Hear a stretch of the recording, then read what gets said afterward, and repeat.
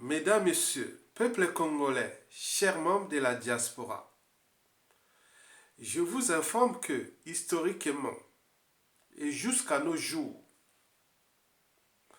pour détruire une nation, un peuple ou une société donnée, il faut détruire deux systèmes, celui de l'éducation nationale et de la santé.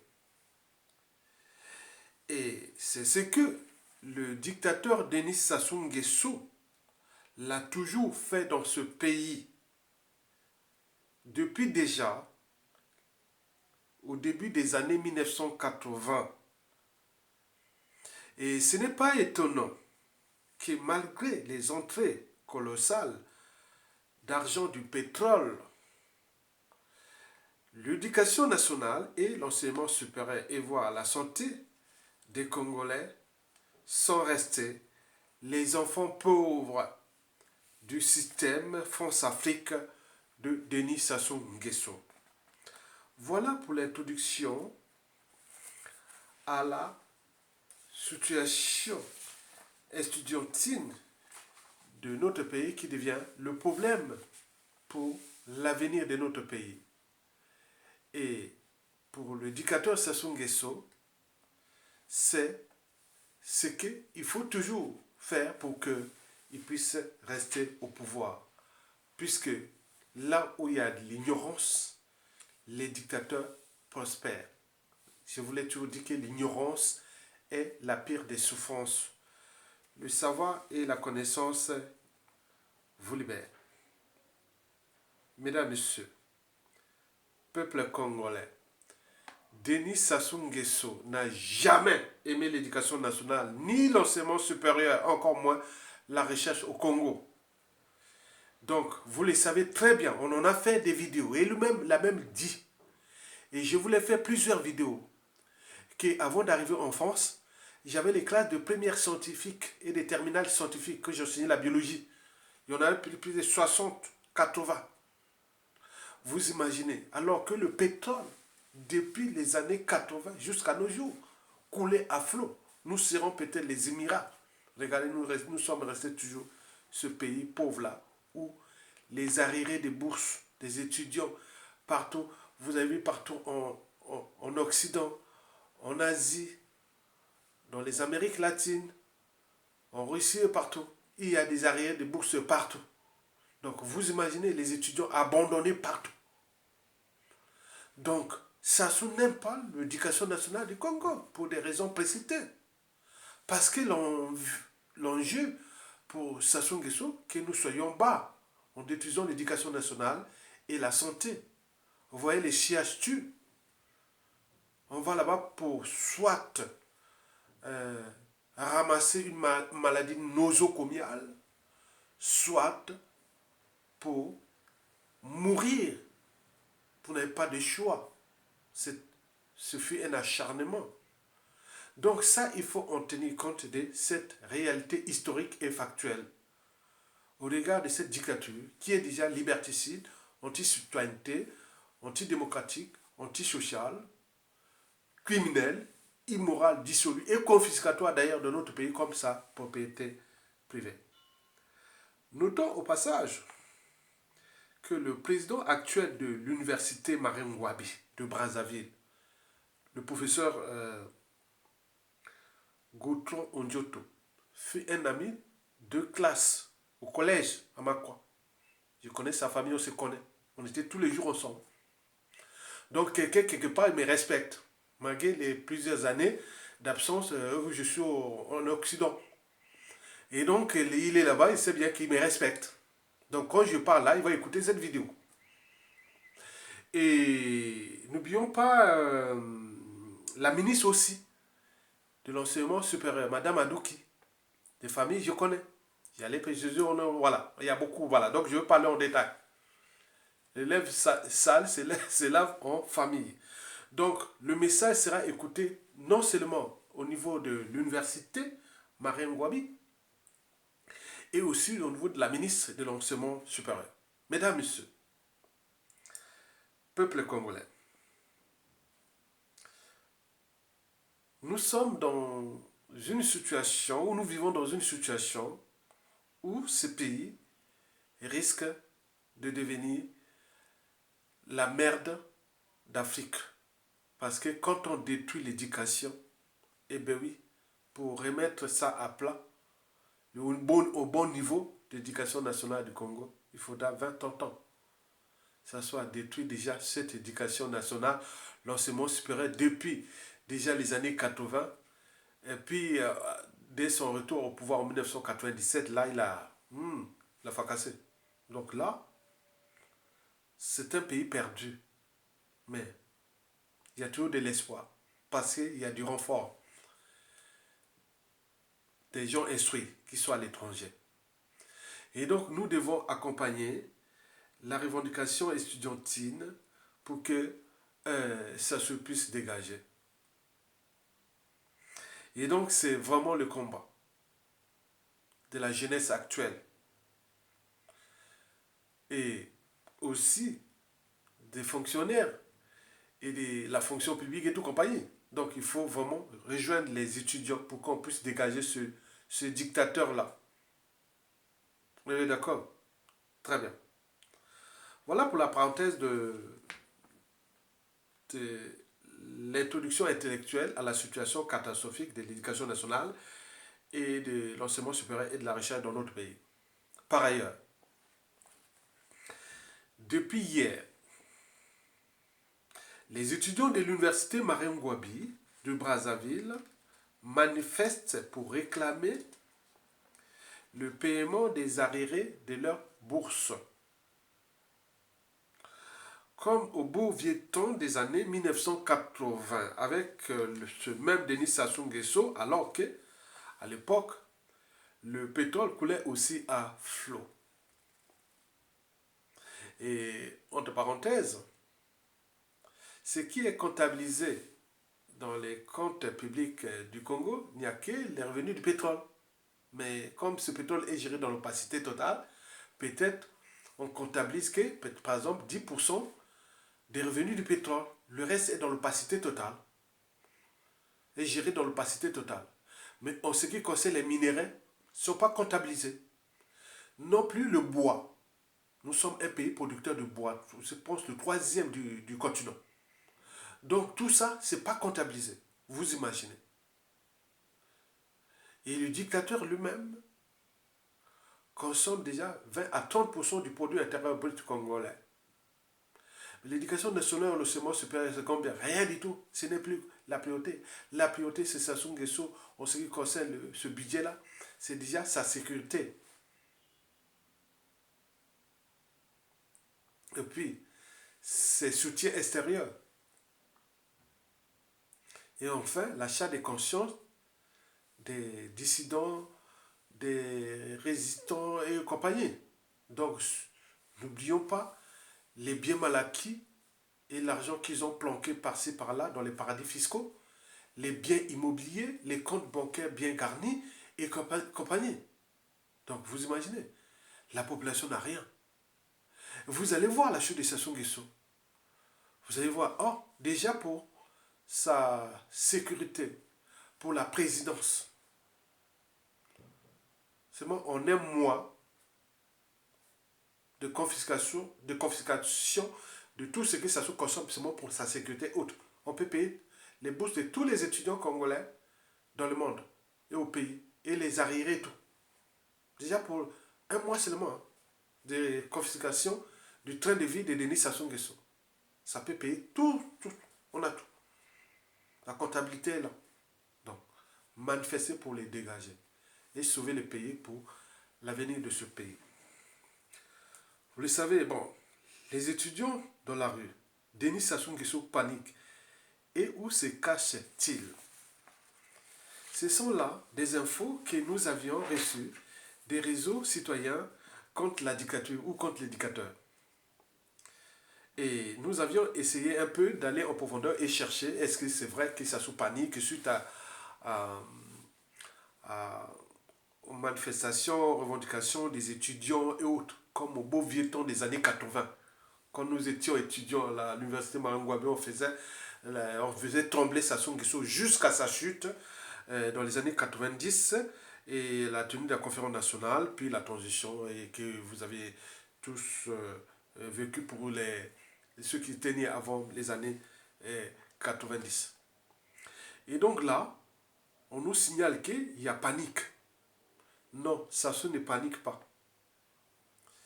Il a envoyé ses sous-fifs dans le Premier ministre Anatole Koliné Makosso pour gérer la situation. Et qui, par-ci, par-là, on dit qu'il a allumé un peu le feu. Bon, Sassou n'est pas aussi content de son Premier ministre ou Premier ministre qui n'a pas su gérer, alors que la situation, c'est pas Anatole Koliné Makosso. Anatole Koliné Makosso, Premier ministre, n'est qu'un sinistre. Premier ministre. Donc voilà, donc entre eux là-bas, mais il y a aussi la Madame Adou qui est venue aussi mettre l'huile sur le feu. Et donc tout ça, donc il y a. Donc Sassou, voilà peut-être une main noire ou autre, donc il est inquiet, simplement au regard de ses sous-fifs. Mais la gestion de la situation, s'il s'agit de calmer les étudiants, il va chercher à les calmer. Donc là, ils ont envoyé là-bas en éclaireur, en tout ce que vous pouvez. Voilà. Donc c'est pas, ils n'obtiendront rien. Simplement les petites miettes pour calmer la situation avant la fin de l'année. Ils se demandent est-ce que donc ils s'inquiètent. Pourquoi ces manifestations-là à la fin de l'année? Donc ils s'inquiètent, ça se de ce côté. Mais pas grand-chose. Alors, où se cache-t-il? À Oyo ou à Pila? Aux dernières sources, nous avions des informations fiables. Sassou est à Pila. Et c'est là qu'il est là, il se demande, donc il se dit, est-ce que, bon, donc il regarde tout ce qui se passe. Voilà, donc en ce moment, tous les réseaux dans Brazzaville sont mis en place pour chercher à calmer la situation et pour que les étudiants puissent se taire comme des enfants. Et donc, là, les finances ou les trésors publics là-bas, voilà, la planche à billets, il faut, voilà, avec tous les magots qu'ils ont cachés dans les cimetières et dans les palais, au regard de la dévaluation et du changement de monnaie et autres. Donc c'est l'argent là qui est à Oyo, dans les palais où ils vont faire venir ça et faire semblant de faire passer ça au trésor public et payer peut-être un mois ou 2 mois, voilà, donc voilà, pour les calmer. Donc ça, il faut suivre cette situation. L'argent là ne viendra pas des comptes publics du Congo, c'est l'argent qui est caché dans les cimetières, dans tout ça. Mais comme là, la Banque de France, le Trésor public français, à travers sa succursale, la BAC, Banque des États de l'Afrique centrale, demande de remettre ces monnaies-là, et ces billets-là, avant mai ou juin 2023.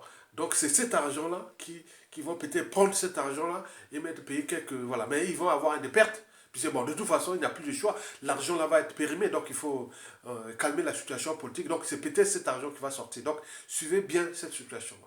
Donc nous suivons ça avec les réseaux embarqués au sein du régime.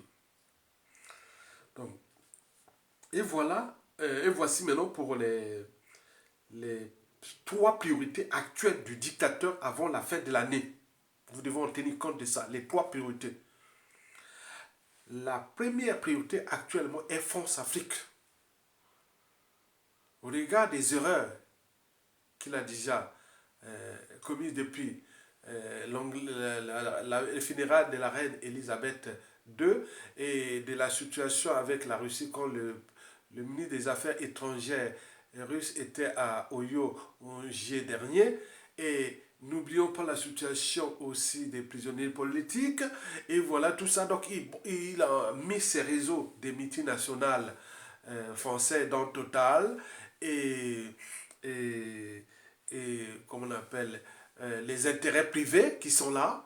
Donc il joue ce lobbying là pour suivre est-ce qu'au niveau de la France-Afrique, va-t-elle le lâcher. Et donc il suivait ça à fond. C'est là qu'il inquiète. Donc, la situation de ce qui se passe dans la diaspora congolaise en France, regardez ces erreurs-là qu'il a déjà commises. Donc, en ce moment, ce sont ces réseaux France Afrique qui sont en ce moment en train de travailler, de les rassurer. Est-ce que, vous savez, hein, c'est l'Élysée qui décide. Hein.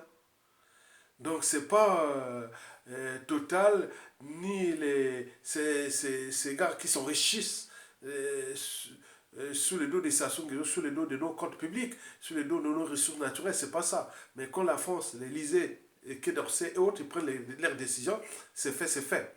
Donc, et ils sont là, donc il y a des travail, des lobbying qui se passent dans l'ombre. Donc, pour calmer ça, donc, il est obligé peut-être de payer les étudiants pour faire.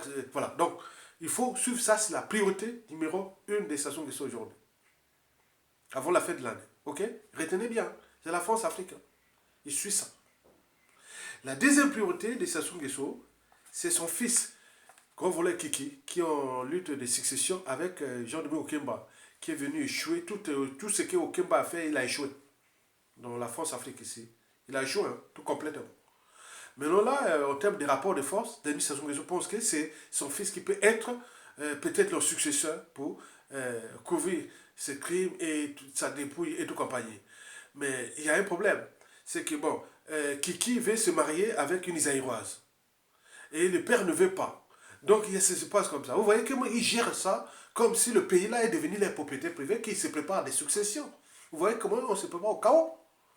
Comme je vous dis, dans 97% des cas, la chute d'indicateur apporte tout le chaos.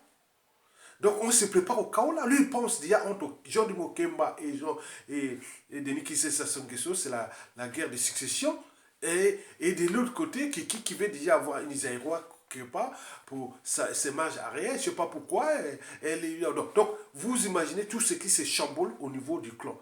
Donc, le clan, en apparence serein, mais il est divisé pour des problèmes déjà de succession et ces problèmes qui, à tout instant, tout peut se chambouler. Et donc, on peut bouleverser leur scénario, leur plan et autres. C'est nous, le peuple souverain. La troisième priorité, et la dernière, c'est l'hypothèse de comment on appelle ça c'est l'hypothèse de la chute. Parce que ça soit déjà a émis ces hypothèses ou ces scénarios. C'est-à-dire, si ça arrive, par exemple, si il voit que ça devient dangereux, si ça arrive, il se suicide. Il part sans être jugé ni condamné. Donc, si et seulement si la succession se passe bien, il peut rester en vie et autres. Mais dans les cas où ça se passe mal, Sassou, tu vas entendre, ah, il est mort. Peut-être qu'il s'est suicidé. D'ailleurs, Hitler s'était suicidé. Mussolini s'était pendu. Donc, il faut en tenir compte de cette réalité. Sassou n'ira ni à la CPI, ni à la justice autre. C'est une éventualité. Mais si on veut court-circuiter ça, mais il faut que le peuple soit dans la rue. Et c'est ça que je veux vous en parler. Que la peur envers Sassou Nguesso est imaginaire. Est imaginaire. Si on met les gens dans la rue, Sassou ne pourra même pas tuer 1000 Congolais. Il ne pourra pas. Parce que pour la France-Afrique, c'en est trop. On a trop tué ce peuple-là, le Congo, et il y a ce contentieux historique de la France-Afrique de 1997 à 2000. On a tué plus de 400 000 Congolais. Le deuxième crime de la France-Afrique en Afrique après le Rwanda. C'est nous le Congo. Donc là, en 2016, a essayé un peu de... Voilà, mais ce crime est venu ajouter. Mais le contexte géopolitique de la France en Afrique n'est pas bon pour laisser Sassou Nguesso, libre cours à Sassou Nguesso encore de massacrer les Congolais. Donc on profite là, c'est comme les suicides collectés de nous tous. On se met dans la rue et il va où? Il y a déjà cette armée-là. Les mercenaires ukrainiens se battent là-bas pour leur pays. Ils ne sont plus ici, il n'y a plus de mercenaires. Les mercenaires peut-être rwandais, mais vous imaginez que Sassou tombe où les Rwandais viennent encore rentrer dans la mêlée de la fin de Sassou Nguesso. Nous récupérons notre pays, mais le Rwanda va ouvrir un deuxième front contre le Rwanda, c'est-à-dire après celui de la RDC en face, et à nous le Congo, Brazzaville. Donc le Rwanda aujourd'hui ne peut pas rentrer dans cette mêlée. Nous avons 8000 Rwandais. Plus de 8000 Rwandais qui ont fui les génocides là en 1994, tout oublié qui se sont multipliés. En réalité, c'est autour de 30 000 Rwandais là. et qu'il arrive une situation comme ça, nous on fait comme Yombi avait fait en 1978, les charters pour tous les Rwandais repartent chez eux. On est bien d'accord. Donc les Rwandais, et que ce soit au niveau des tribus ou Tutsi, ils sont vraiment dans une situation problématique. Donc le Rwanda des Paul Kagame, s'il vient aider Sassou Nguesso pour installer Kiki ou autre, mais ça va se terminer très mal parce que les militaires qui sont déjà là, vous savez, nous avions 97% des militaires encore du pays, ils ne sont plus pour ces gars-là, hein, même au sein des Mboshi même. Ils ne veulent même plus qu'on continue comme ça. On est bien d'accord. Donc Sassou n'a pas de marge de manœuvre. Donc mettons les gens dans la rue. Et ceux qui vont mettre les gens dans la rue, c'est eux qui prennent le pouvoir. Préparer la transition. Donc il n'y a plus là. Le pouvoir est vacant. Le pouvoir est vacant. Donc au lieu de rester sur les manifestations des étudiants, puis dernièrement il y avait aussi les manifestations des élèves au lycée comment on appelle, Libération, je ne sais pas comment on l'appelle aujourd'hui, ce lycée-là. Bon, donc, voilà. Donc, l'enjeu est mettre les Congolais dans la rue. Sassou ne pourra pas tuer 1000 Congolais. Observez-vous, mais attendez, s'il vous plaît. Merci. Observez vous-même que depuis 2015 déjà, le coup d'État constitutionnel, jusqu'à nos jours, à cause des conditions de vie indignes, des prisons à ciel ouvert, du goulag qui est dans notre pays, les disparitions, assassinats. Mais si on comptabilise, faisons un peu, soyons modestes. On dit, bon ben, 5000 par an. Multiplié par combien? 7 ans. On est à 35 000 à 50 000 Congolais qui sont morts.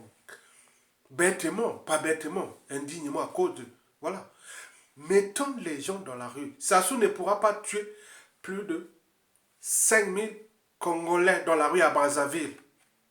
Structurés organisés dans tous les quartiers, les réseaux qui vont organiser les manifestations là dans tous les pays. On va voir comment il va tirer, il va tuer. Où? Et ce sont ces gens-là qui vont structurer organiser là du nord au sud. Comment nous n'arrivons pas à nous entendre sur un dénominateur commun, ça se dégage? Comment allons nous entendre après? Le pouvoir est vacant. Vous prenez les gens des quartiers nord, sud, est, ouest de Brazzaville. C'est eux, les organisateurs là. C'est un problème aussi de partage du pouvoir. Vous structurez à la libération comme partout. Vous allez prendre le contrôle des arrondissements comme maire. Vous allez prendre toutes les instances du pouvoir du pays, dans tous les pays, organiser les collectivités locales, les institutions, les nominations au niveau des administrations, le pouvoir, les codes de pouvoir et tout. Vous avez tout, c'est possible. Sassou ne pourra pas tuer 10 000 Congolais dans la rue. C'est impossible. La France ne pourra même pas l'autoriser. En plus des Américains. Non, ils ne pourront pas. Au regard du contexte géopolitique, géostratégique, est-ce qui se dessine? Donc, le bassin du Congo reste stratégique pour l'Occident. Donc, le bassin du Congo, c'est notre pays. Est-ce qu'il permet encore un dictateur au crépuscule massacrer les populations? Non. Au moment où nous sommes au rapport de force entre l'Occident et l'Eurasie, d'un côté, et l'autre côté, entre Occident, la France, Afrique et le monde anglo-saxon en Afrique centrale. Donc, en profitant de ça, sacrifiant, on va voir comment il va tuer 10 000 Congolais dans la rue. C'est pas possible. Je vous dis, c'est impossible. Mais à côté, bon, si on ne veut pas, bon, on continue dans le sens que, bon, les autres vont mourir. Mais de toute façon, ça sous-partira. Mais de voir les scénarios qui vont continuer dans la continuité du chaos. S'il va placer un tordu du régime, ou les kiki, autres, on va rentrer dans d'autres cas, mais dans tous les cas, les chaos vont arriver. Et de ce chaos-là, mais on va arriver dans des situations incontrôlables. Donc nous sommes dans une situation où tout est favorable, où la France n'aura plus de choix que de lâcher Sassou Nguesso. Si nous nous mettions dans la rue, parce qu'il n'a plus de choix, sinon la France perd le Congo-Brazzaville. Je vous dis sincèrement, perdre le Congo-Brazzaville, et ça rejoint la Centrafrique, et ça bascule sur le Cameroun, et le Gabon saute aussi, la France quitte l'Afrique centrale. Et là, la France elle va tolérer ça. Souvent, nous analysons des choses qu'on ne doit pas vous dire. Donc, il y a beaucoup de scénarios qui sont en cours. Donc, préparons-nous à mettre les gens dans la rue. Les manifestations des étudiants, puis les lycéens, la fonction publique et autres, les collectivités autres, mettons-nous les gens dans la rue. Et c'est vous qui allez prendre le pouvoir. Le pouvoir est vacant. Au moment où le pétrole coule à flot, on récupère tous les moyens colossaux que Sassou Nguesso s'est accaparé pour son train de vie, pour sa sécurité, pour point. Mais là, de là, tous les arrières des bourses, de tous les fonctionnaires sont payés en Inde, c'est bon déjà. Au niveau du modèle économique, on a déjà tout prévu. Le modèle économique de la paix Sassou, en tenant compte de la balance commerciale, les taux d'investissement, la consommation intérieure et près d'autres indicateurs qu'on va mettre en place pour le bonheur des Congolais. Donc on est déjà prêt. Donc ne lâchons rien. Ne lâchons rien. Au Kemba, Jean de Gokemba échoué, il venait organiser quelque chose dans une petite banlieue de la Seine-Saint-Denis, rouge de la banlieue de Seine-Saint-Denis, attends, au Kemba, il veut être président au Congo dans un truc, tu vois, dans un truc, voilà, quand on voit, c'est pas possible. Mais les gens là sont grillés. Le Congo n'est plus le Congo des années 1992, 91, on lavement des mains. Hein. Vous êtes grillés, hein. Vous êtes grillés. Ah ben oui, passer une soirée de vie et de mort. Hein. Donc vous étiez là les pions qui étaient en train de faire du mal aux uns aux autres. Hein. Attendez, hein. Donc la situation est là, ça se doit tomber. La France pense que, bon, voit qu'il y a du mouvement. Donc, il va voir que nous sommes dans une situation géopolitique, géostratégique, qui est favorable à nous. On a l'accès sous la mer. Il suffit de comprendre comment on va s'équilibrer ça. Soit aller vers les Russes, les Français, les Américains, et voilà, c'est comme ça que ça va se faire. Donc si la France là, non, attendez, hein, ne lâchons rien, hein, ne lâchons rien. Je vous remercie, à bientôt. Bon vent au peuple congolais et continuez la lutte. Seule la lutte libère. Parce que sans lutte, il n'y a pas de justice rendue à l'individu, il y a encore moins un peuple. Donc encourageons ça. Mais quant à Gautron, le président de l'université, et madame la ministre Adoki, bon, je parlais dans le sens d'un citoyen. Hein. Donc là, je ne vois même pas que derrière, on est lié. Bon, non, je ne veux pas parler de ça. Hein. Donc, je parle en tant que des fondamentaux des institutions de l'État. L'État est impersonnel, donc je vais vous parler en tant que, au terme des responsabilités administratives, politiques et tout compagnie. Donc, je vous parle comme ça. Donc, c'est pas de mélanger, ah oui, il vient parler à nous, il vient vendre ses frères de Makwa. Non, il n'y a pas de vente de frères de Makwa. Je pense que les postes là aussi, quelque part, Sassou l'avait mis là pour acheter la conscience de Makwa, au moment qu'il avait Damien Mokoko en prison, quoi. Je pense que c'est plus que ça, hein. Il a placé que les Makwa à l'enseignement supérieur à la recherche à cause de ça. Après, il a foutu Mokoko en prison. C'était pour calmer les choses. Mais les individus qui sont là, moi, historiquement, pour les problèmes de ma conscience, Gautron était un bon élève. On était ensemble, Gautron en Dieu était un bon élève. Bon, lui, peut-être, se dit aussi, voilà. Mais vous savez que l'homme n'est bon, l'environnement le transforme. Peut-être il va se transformer après. Mais la situation là est une situation nationale. La survie d'un peuple, d'une nation. Donc il n'y a pas d'appartenance là. Ok? Très bien. Bon vent au peuple congolais. Et Tokolonga, mettons les gens dans la rue.